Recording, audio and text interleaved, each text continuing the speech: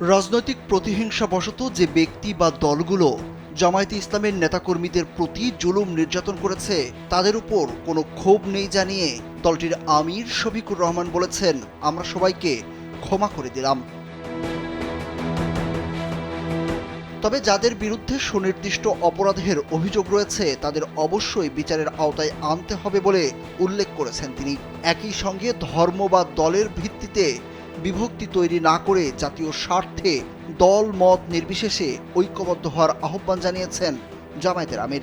বুধবার দুপুরে রাজধানীর গুলশানের একটি হোটেলে প্রিন্ট ও ইলেকট্রনিক গণমাধ্যমের প্রতিনিধিদের সঙ্গে মতবিনিময় সভায় একথা বলেন শফিকুর রহমান।